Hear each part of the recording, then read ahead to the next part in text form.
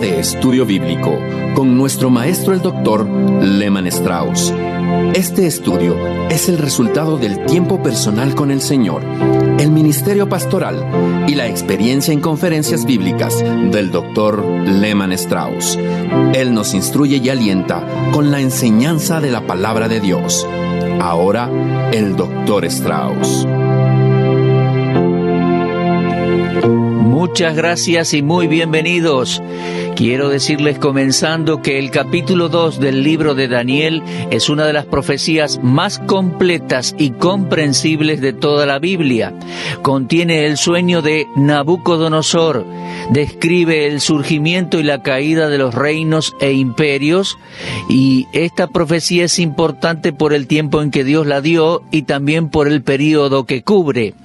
Aquí tenemos la historia mundial desde el tiempo de Daniel, unos 600 años antes de Cristo, hasta el fin de los tiempos, marcado por el regreso del Señor Jesucristo al mundo.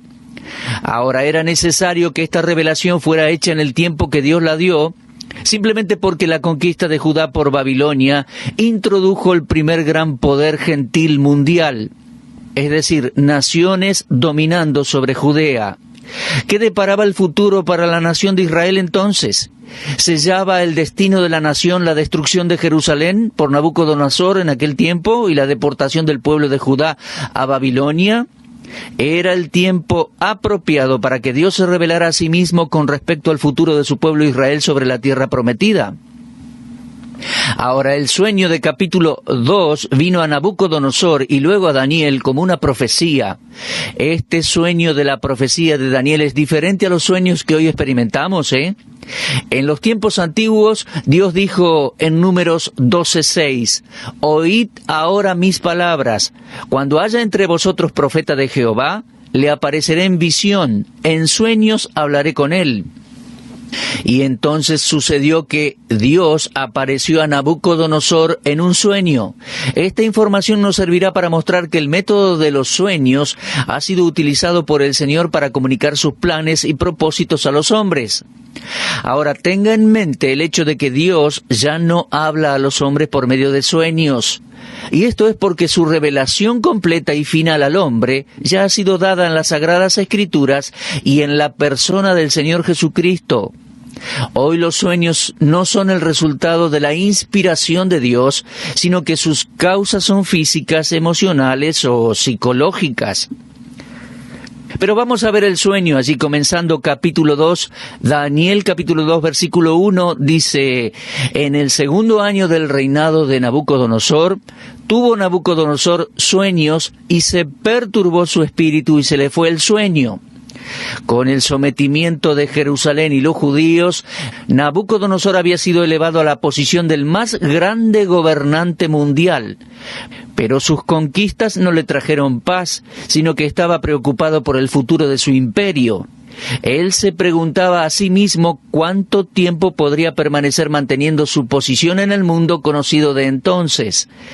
Por el versículo 29 de este capítulo llegamos a conocer la razón de la ansiedad del rey. Daniel le descubre y le dice que lo que había de ser en lo porvenir contenía el sueño y era la ansiedad del rey. Subraye eso en su Biblia, por favor. Esto es cómo las cosas se presentarían para él en el futuro, y esto es lo que hizo que él soñara. El sueño no solo despertó su curiosidad, sino que realmente lo llenó de temor. Ese es el significado de la frase, se perturbó su espíritu, allí en el versículo 2 del capítulo 2. Antes de continuar con la explicación del capítulo, examinando los versículos en orden, me gustaría señalar en este momento una frase muy importante. Dice, los postreros días. Está en el versículo 28. Es otra frase o expresión para marcar. Ahora, esto no quiere decir que cada vez que leamos la expresión los días postreros en las Escrituras sea una profecía que se refiere a Israel. El punto para enfatizar aquí es que el sueño de Nabucodonosor y su interpretación contienen una profecía para el curso de la nación de Israel desde su propio tiempo hasta la segunda venida del Mesías para establecer su reino mesiánico. Para aclarar este término, los postreros días, permítame citarle un término que utilizó el Señor Jesús en Lucas 21:24. Es muy importante. La frase es, hasta que los tiempos de los gentiles se cumplan. Esta expresión no se encuentra en el libro de Daniel, solo fue utilizada por nuestro Señor. Por lo tanto, es un término exclusivo del Nuevo Testamento, y Jesús la dijo en Lucas 21:24. Caerán a filo de espada, serán llevados cautivos a las naciones, y Jerusalén será hollada por los gentiles hasta que los tiempos de los gentiles se cumplan. Ahora, no debemos confundir los tiempos de los gentiles con la expresión la plenitud de los gentiles ahí en Romanos 11:25. Entendamos que las dos frases no significan lo mismo. La plenitud de los gentiles termina con la remoción de la iglesia de la tierra por nuestro Señor antes de la tribulación. Es verdad que los creyentes judíos de la presente dispensación que confiaron en Cristo están en la iglesia y que son parte del grupo minoritario dentro de la iglesia. La verdadera iglesia de Cristo consiste en personas salvas. Por lo tanto, la frase la plenitud de los gentiles significa allí en Romanos 11 el número total de personas tomadas de entre los gentiles y que conformarán finalmente la iglesia completa. Cuando la iglesia sea removida de la tierra hacia el cielo, la historia judía será reanudada. Por lo tanto, el tiempo de los gentiles comenzó con la cautividad a Babilonia, bajo Nabucodonosor, y concluirá cuando Cristo regrese a la tierra, después de la tribulación, para establecer su reino mesiánico. Este período incluye la era de la iglesia en la cual ahora nosotros vivimos. Por lo tanto, nosotros estamos viviendo en los postreros días. Ahora bien, mire, que el tiempo del gobierno gentil no continuará indefinidamente y que el Mesías vendrá a tiempo para establecer el reino para los judíos, se enseña claramente en la interpretación del sueño del rey Nabucodonosor. Después del sueño, el rey hizo algunas demandas. Lo podemos leer en versículos 2 al 11 del capítulo 2 de Daniel. Debido a la naturaleza del sueño, Nabucodonosor se despertó con un espíritu de perturbación, nerviosismo, lo cual creció hasta que se enojó mucho, según leemos en el versículo 12. Por lo tanto, decidió convocar a todos sus magos, encantadores, etcétera, que conformaban el grupo de sus expertos universitarios, y procedió a decirles por qué había enviado por ellos. Los llamó. Había tenido un sueño que lo había perturbado mucho, lo había dejado en un estado de temor. Y en vez de decirle a su grupo de adivinos de qué se trataba el sueño, él insistió en que ellos le dijeran a él lo que había soñado y que luego se lo interpretasen. Una pregunta interesante aquí sería si el rey recordaba o no el sueño. Los comentaristas al respecto están divididos. Algunos dicen que sí, otros dicen que no. Mire, personalmente no creo que el rey se olvidara del sueño. Mi punto de vista está basado en el versículo 9, donde Nabucodonosor dice: «Decidme pues el sueño para que yo sepa que me podéis dar su interpretación». Ahora, mi pregunta es esta: ¿cómo podía el rey saber si la interpretación era correcta a menos que recordara su sueño? Un apoyo a mi punto de vista está en los versículos 5 y 8, donde el rey dijo: «El asunto lo olvidé». Algunos piensan que esto significa que él se había olvidado del sueño, pero otros estudiantes de la Biblia traducen esto directamente del hebreo de esta manera: «Este sueño está seguro conmigo».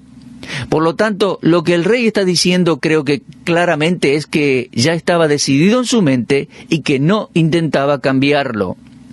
Los caldeos decían que la demanda del rey era imposible de llevar a cabo. Leemos allí en el versículo 10, «No hay hombre sobre la tierra que pueda declarar el asunto al rey». Además de esto, ningún rey, príncipe ni señor preguntó cosa semejante a ningún mago, ni astrólogo, ni caldeo. Vemos aquí que ellos se esforzaban desesperadamente y finalmente tomaron coraje y le dijeron que lo que él estaba pidiendo no podían hacerlo o no podía ser hecho. Estaban confesando sus propias limitaciones y su desconocimiento de un Dios soberano, un Dios supremo, infinitamente superior a cualquier ser humano. En 1 Corintios, Pablo dice: el hombre natural no percibe las cosas que son del Espíritu porque son locura para él, ni las puede conocer porque se han de discernir espiritualmente. Volviendo a Daniel 2, el sueño de Nabucodonosor, tenemos allí un mensaje divinamente revelado y la mente no regenerada era incapaz de comprender y de explicar la verdad divina. A propósito, leemos en los versículos 12 y 13, por esto el rey, con gran ira y con gran enojo, mandó que matasen a todos los sabios de Babilonia, y se publicó el edicto de que los sabios fueran llevados a la muerte, y buscaron a Daniel y a sus compañeros para matarlos. ¿Sabe una cosa? No puedo culpar al rey por la severidad de este decreto. Admito que el castigo fue severo, pero estos hombres que habían sido entrenados en la Universidad del Rey para interpretar los misterios eran un fraude. Tenían conocimiento de las religiones, del arte, la filosofía, ciencias de su tiempo, y aún así no tenían poder para interpretar el mensaje inspirado de Dios al hombre. Ellos eran como algunos ministros modernos que pasan mucho tiempo estudiando filosofía, psiquiatría, psicología, sociología, ciencias sociales, políticas, y luego continúan con la pretensión de ser ministros de Dios a los hombres. No me sorprende el resentimiento del hombre en la calle en contra de nuestras iglesias modernas, y tampoco lo culpo. Yo no espero que los hombres en nuestro gobierno se levanten y declaren con autoridad: así dice el Señor, sino que espero esto de los hombres que ocupan los púlpitos de nuestras iglesias. Si usted, mi amigo, se llama a sí mismo ministro de Dios, pero ha fallado en declarar con autoridad todo el consejo de Dios, tal como está revelado en su palabra, en la Biblia, entonces no se sorprenda si lo menosprecian. El verdadero siervo de Cristo no debe tener el mundo a sus pies, pero al menos debe ser respetado por ser honesto a su alto llamado. Babilonia la Grande de los últimos días, allí en Apocalipsis, la madre de las rameras religiosas, la creciente iglesia mundial, encuentra su juicio en las manos de los poderes políticos mundiales, porque también ella será un gran fraude. Pero me pregunto si el decreto del rey Nabucodonosor no era el argumento de Satanás para destruir a Daniel. Podemos ver el versículo 13, todos los hombres debían ser muertos, incluyendo a Daniel y sus amigos. Cada detalle del decreto de Nabucodonosor puede haber sido un plan diabólico para deshacerse de Daniel y sus amigos piadosos. Iba a ser una ejecución en masa, pero parece que el propósito era la exterminación de Daniel y sus amigos. Era algo satánico. Parece extraño que Daniel fuera incluido en la orden fatal del rey y que no haya sido convocado ante el rey para interpretar el sueño. A Daniel no se le dio una oportunidad para interpretar el sueño del rey y, sin embargo, había sido sentenciado a morir. ¿Qué hubiésemos hecho usted y yo en tal situación? Bueno, en los versículos 14 al 23 tenemos la gran decisión y la reacción de Daniel. Quiero que subraye las palabras en los versículos 14 al 16, particularmente el versículo 16. Daniel habló sabia y prudentemente. En una muestra de tacto inusual, Daniel dio una respuesta prudente y discreta, con discreción. Comenzó acercándose al principal ejecutor, Arioc, capitán de la guardia del rey, quien estaba en camino a ejecutar sus víctimas. Daniel debe haber ganado la amistad y confianza de Arioc, porque éste arregló un encuentro entre Nabucodonosor y Daniel, y lo hizo para que Daniel pudiera presentar su caso delante del rey. Aparentemente el rey estaba todavía deseoso de conocer el significado de su sueño, porque a pesar de su enojo, detuvo la ejecución de Daniel y sus amigos, como también la de los otros caldeos, y todo esto enfrentó Daniel con valentía y con fe. Ahora, en los versículos 17 al 19, Daniel se dedica a orar. Habiendo recibido un periodo de tiempo para que mostrara al rey la interpretación del sueño, lo pidió en realidad y lo recibió. Entonces Daniel procedió de inmediato a llamar a sus compañeros para orar. De rodillas ellos llevaron todo el asunto delante del Señor. Los hombres de Babilonia se caracterizaban por pobreza espiritual y pánico, pero estos hombres de Dios se caracterizaban por la prudencia y la oración. Daniel hizo lo que era correcto y lo que era razonable. Los líderes modernos en algunas iglesias y en una situación como la de Daniel llamarían a una reunión de comité, consultarían los libros de texto sobre sueños, pero en su oración Daniel buscó la misericordia de Dios. Estos hombres piadosos, Daniel y sus amigos, no veían valor en sí mismos, por lo tanto, ¿qué hicieron? Dependieron de la misericordia de Dios. Esto es maravilloso. Esta historia está fundada sobre la oración. En estos versículos se nos recuerda que la oración es esencial para comprender la verdad espiritual. Los secretos de Dios no son revelados a aquellos que no le conocen y que se rehúsan a orar ante Él. Dios mismo dijo en Jeremías 33:3, «Clama a mí y te responderé y te mostraré cosas grandes y ocultas que tú no conoces». También en el mismo contexto vemos a Daniel dedicado a la alabanza en los versículos 19 al 23. La oración real, es decir, las palabras que conforman la oración, no están registradas aquí en las Escrituras, pero el versículo 19 nos dice que Daniel pidió a Dios que le diera a conocer el sueño del rey y su interpretación. Y saben, Dios contestó la oración de Daniel. Daniel había orado con fe y cuando Dios le concedió su pedido, inmediatamente alabó y glorificó a Dios. Su alabanza comenzó diciendo que el nombre de Dios debe ser bendito eternamente. Aunque yo no podría probar que Daniel está aquí citando pasajes de las Escrituras, ciertamente había mucho material disponible como para hacerlo. Vemos que Daniel alabó a Dios por la revelación que Dios le había dado.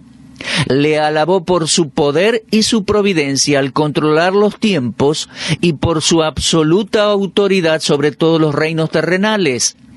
Si cualquier hombre tiene verdadera sabiduría, su única fuente es Dios. Si un hombre es un gobernante o un líder, su habilidad en la tarea se la debe a Dios, tanto si el control divino es evidente o no. Una de las lecciones que todos nosotros deberíamos aprender de este capítulo es el hecho de que, aunque Dios esté siempre listo para revelar las cosas profundas a sus hijos, Él se rehúsa a revelarse a sí mismo a cualquiera.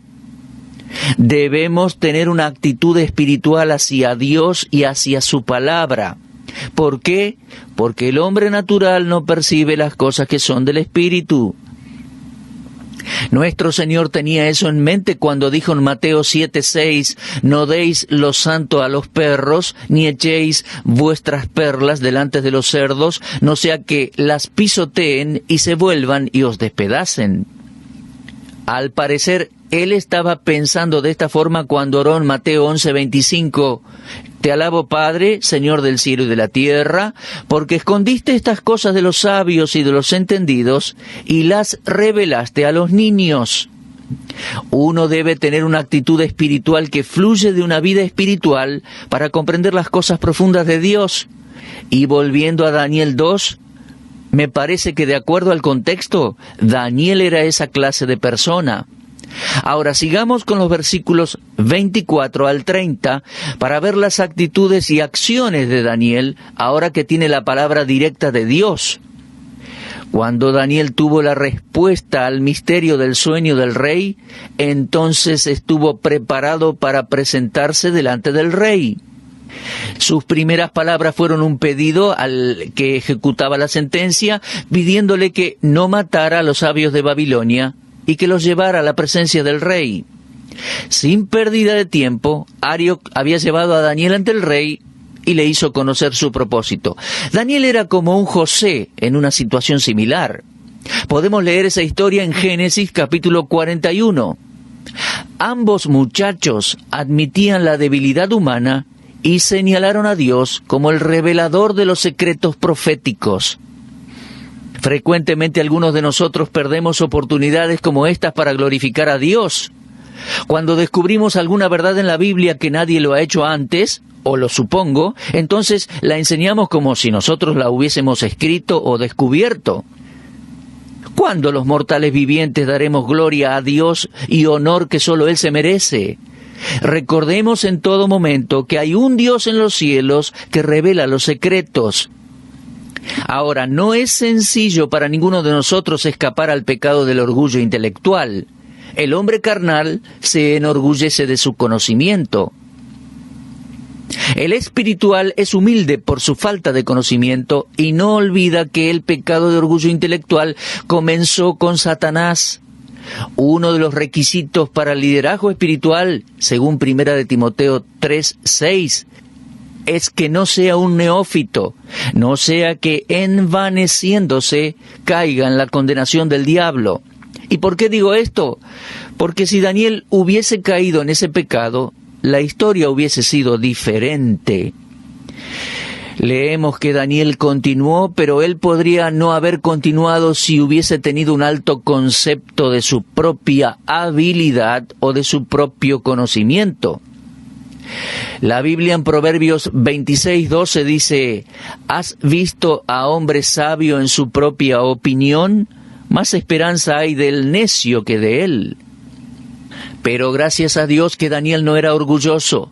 Él dio la gloria a Dios y así Dios declaró el sueño y su interpretación a Daniel. Y esto dio a Daniel la oportunidad de los versículos 31 al 35 de comunicar el sueño y su interpretación al rey Nabucodonosor. Estos 5 versículos, el 31 al 35, traen a la luz exactamente lo que Nabucodonosor había soñado. Uno puede imaginar el nerviosismo que prevalecía en toda la corte del rey cuando se corrió la voz de que Daniel declararía el sueño. Y con habilidad él repasó los puntos principales del sueño y se refirió a la gran estatua, la gran imagen. Esta palabra gran se refiere al tamaño de la misma. Era una estatua inmensa. Lo segundo era su brillo, extraordinario esplendor de metal brillante. No hay dudas de que, aunque hermosa y atractiva, su tamaño y apariencia debe haber sido tremendo, terrorífico. La declaración hasta ese punto era exacta. El rey no pudo negar que Daniel sabía de qué se trataba su sueño. Bueno, la estatua era de un hombre, cuyas características pasan rápidamente ante los ojos del rey. La cabeza de la estatua era de oro puro, el torso y los brazos de plata, el vientre y los muslos de bronce, y las piernas de hierro, y sus pies parte de hierro y parte de barro cocido. Aparentemente no vemos movimiento en la estatua, pero a pesar de ello, este coloso metálico era muy impresionante. Podemos observar cómo iba declinando o descendiendo el valor de los metales. Vamos a explicar eso más adelante en nuestro estudio. Luego, bastante dramáticamente apareció una piedra cortada, no con manos, y observe eso en las Escrituras. Eso significa que la piedra fue cortada por Dios sin la ayuda humana. Con la aparición de la roca, la piedra comienza la acción. Mientras la piedra se mueve hacia la tierra, la estatua estaba en su camino, y la piedra golpeó directamente los pies de hierro y barro cocido con tal fuerza que toda la estatua se partió en pedazos, los metales fueron reducidos a polvo y no se encontraron rastros de ellos. El clímax del sueño mostraba la piedra que destruyó la imagen, creciendo en proporciones gigantescas hasta convertirse en una gran montaña, un gran monte, que llegó a ocupar toda la tierra. Pero todo esto tenía su significado profético. Por lo tanto, podemos continuar escuchando a Daniel. No hay incongruencia ni superficialidad en toda la descripción que Daniel hizo del sueño del rey. Era la manera exacta en que el rey lo había visto. Era una obra maestra porque fue revelada por Dios. Era genuina, auténtica. Y es mejor que los estudiantes de la Biblia lo acepten de la manera en que Dios lo reveló. En los versículos 37 al 45 tenemos los detalles del sueño. Y Daniel comenzó hablando con respecto al rey, sabiendo que hasta ese momento él era el más grande de los monarcas terrenales. Daniel le llamó Rey de Reyes en el versículo 37. Luego le dice directamente que su éxito como rey se debía al Dios de Israel, al Dios verdadero y a quien él llamaba el Dios del cielo. Lo que estaba diciendo al rey es que su capacidad para gobernar y resolver los problemas con la gloria resultante de tal gobierno no procedían del rey en sí, ni de los dioses babilonios. El punto principal en la interpretación del sueño era el hecho de que la estatua representaba una sucesión de reinos. Observe por favor en su Biblia versículos 37, 39, 40 y 42. Daniel dice: el Dios del cielo le ha dado reino, poder, fuerza y majestad. Luego dice Daniel: después de ti, hablándole a Nabucodonosor, se levantará otro reino inferior al tuyo, y luego un tercer reino de bronce.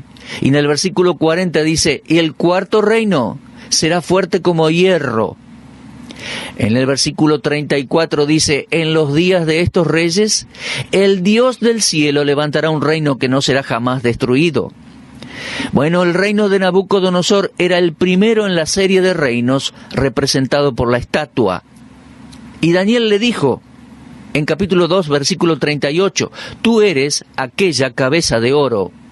El segundo punto principal en la interpretación del sueño era la absoluta soberanía de Dios en todos estos reinos. Comenzaban con Dios entregando los reinos a los hombres y concluían con Dios tomando estos reinos de los hombres y finalmente estableciendo su propio reino sobre la tierra. Se dice poco aquí en el contexto respecto al segundo y tercer reino. Ambos están limitados a un solo versículo, el 39, y con una simple mención de que serían dos. Lo único que se dice respecto al segundo reino es que sería inferior al de Nabucodonosor. Ahora, esto es importante y merece un comentario más amplio. Esa inferioridad es un rasgo impactante y continúa a través de las edades, a través de la transición del oro a la plata, de la plata al bronce, luego al hierro y finalmente al hierro mezclado con arcilla, con barro cocido. Por lo tanto, desde la cabeza hasta los pies, la estatua vino decreciendo en valor y peso. La estatua no podía permanecer para siempre. ¿Por qué? Porque estaba sobre un fundamento débil e inseguro. Y creo que esa inferioridad iba mostrando deterioro, no solo en tamaño, sino también en caída moral y ética del gobierno de las naciones a través de los siglos. Ningún poder gentil será lo suficientemente fuerte como para controlar a la creciente y rebelde población mundial.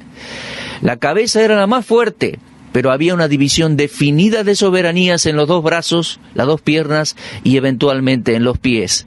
Bueno, debemos parar aquí, hacer una pausa hasta nuestro próximo programa en que continuaremos examinando esta visión profética de los reinos sucesivos que dominarían y dominarán a Israel, desde Nabucodonosor hasta el regreso del Señor, la roca desde el cielo, el Mesías en gloria para reinar. Antes de cerrar el programa, le recomiendo y recuerdo que vuelva a leer hoy, esta noche, mañana, el capítulo 2 de Daniel para comprender mejor lo que hablamos y comunicamos.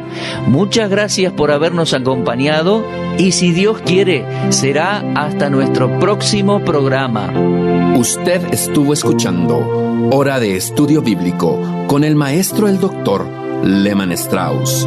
Si desea escuchar una vez más este mensaje, visite nuestra página en la internet www.bbnradio.org. Le dejamos la invitación para que el día de mañana nos acompañe aquí, en este mismo horario y punto del dial.